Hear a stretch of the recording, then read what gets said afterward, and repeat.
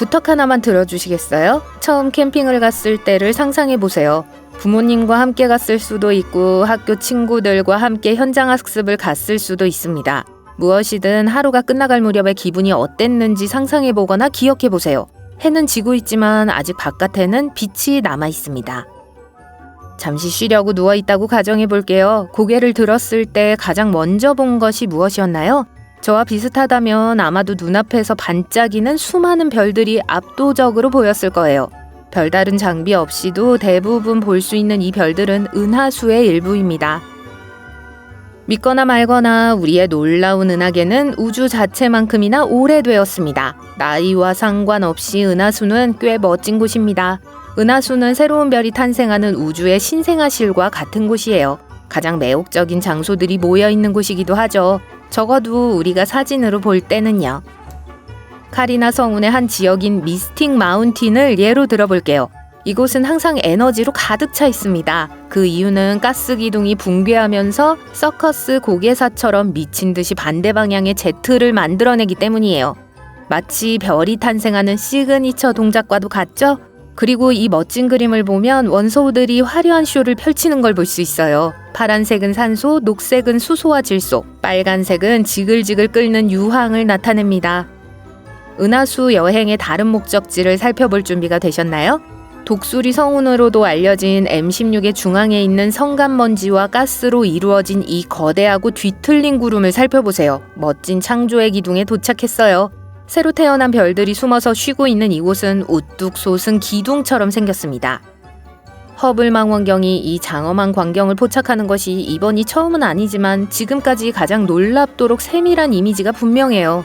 기둥은 바깥쪽에 매달려 있는 수많은 젊은 별들로부터 엄청나게 뜨거운 자외선을 받고 있습니다. 이 초신성들은 실제로 돌풍에 의해 먼지와 가스로 이루어진 탑을 서서히 닳아 없어지게 만들고 있어요. 엄청난 숫자에 놀랄 준비하세요. 이 창조의 기둥은 약 4에서 5광년에 걸쳐 뻗어 있습니다.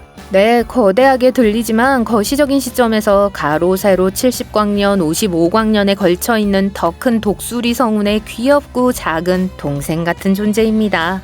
이 성운은 1745년 스위스의 한 천문학자에 의해 처음 발견되었으며 지구에서 약 7000광년 떨어진 뱀자리에서 발견되었습니다.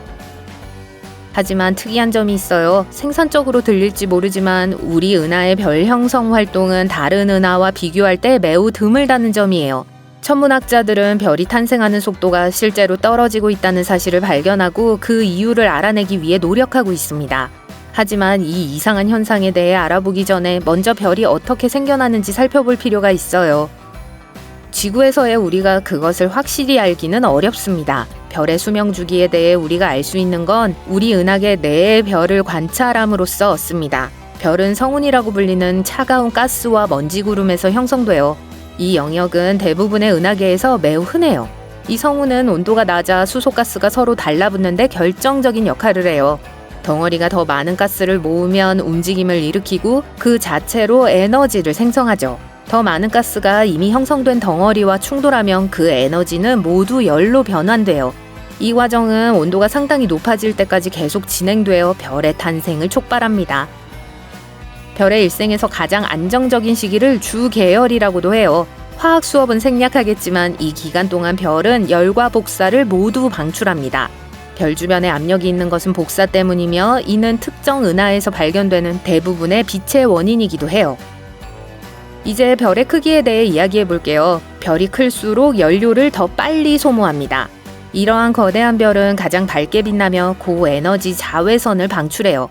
반면에 질량이 낮은 밝은 별은 큰 별만큼 빛나지는 않지만 더 오래 살 수 있어요.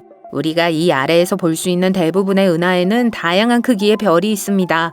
어떤 별은 태양의 0.1% 크기인 반면 어떤 별은 태양의 10배나 되는 질량을 가지고 있어요. 연료를 다 소진하면 별은 대단원의 막을 내리고 퇴색한 별로 변합니다. 태양과 같은 크기 또는 그보다 작은 별은 이 단계에서 더 이상 방사선을 생성하지 못해요. 중력이 작용하여 별의 물질이 백색외성이 돼요. 더 큰 별의 경우 타임라인이 약간 바뀌어요. 그들도 붕괴하지만 연소할 물질이 더 많아서 더 뜨거워집니다. 이 붕괴는 더 강한 중심을 만들어요. 별의 내부가 모두 소진되면 바깥층은 순식간에 붕괴됩니다. 별은 거의 빛의 속도로 중심부에서 튕겨져 나가요. 초신성이라고 불리는 인상적이고 폭발적인 사건입니다. 날아간 물질은 미래 별의 기초가 됩니다. 또한 블랙홀을 남겨요. 이제 별의 일생에 대해 조금 알아봤으니 각 세대를 살펴보도록 하겠습니다. 별은 별이 형성되던 전성기 같은 속도로 끊임없이 계속 생겨나는 것이 아니에요. 현재 우주는 별 형성의 전성기였던 약 100억 년 전에 비해 거의 9분의 1의 별만 생산하고 있어요. 한 연구에서 별 형성의 역사를 엿볼 수 있습니다. 2명의 과학자가 팀을 이루어 은하에 대한 방대한 데이터를 수집하여 이 연구를 작성했습니다. 연구진은 얼마나 멀리 떨어져 있는지를 기준으로 은하를 분류했어요. 이렇게 함으로써 은하의 밝기가 우주의 일생 동안 어떻게 변했는지 추적할 수 있었습니다. 은하의 빛은 대부분 별에서 방출되기 때문에 연구원들은 그 밝기를 사용하여 몇 개의 별이 형성되고 있는지 멋진 수학을 사용하여 알아낼 수 있었습니다.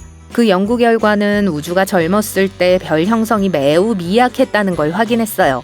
그러나 은하에 가스가 모이기 시작하면서 짜잔! 별 형성은 약 100억 년에서 110억 년 전에 정점을 찍을 때까지 급증했습니다.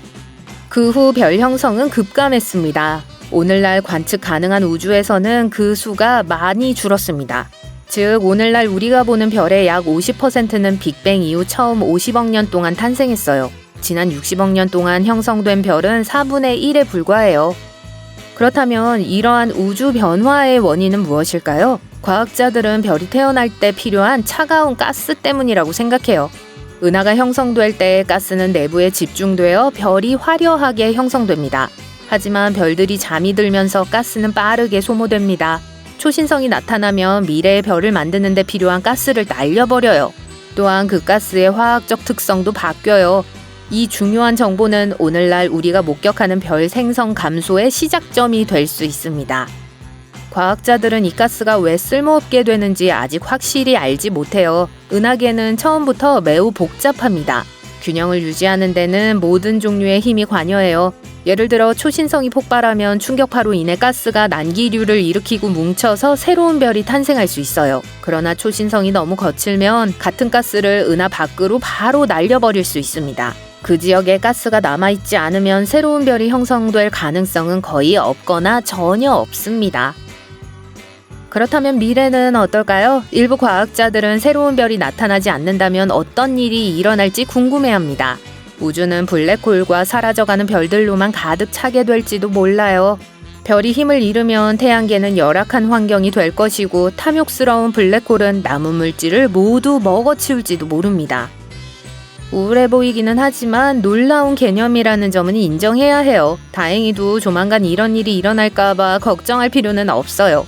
우주는 무려 137억 년이 되었지만 암흑의 시대는 앞으로 훨씬 더 먼 미래가 되어야 시작될 것으로 예상돼요.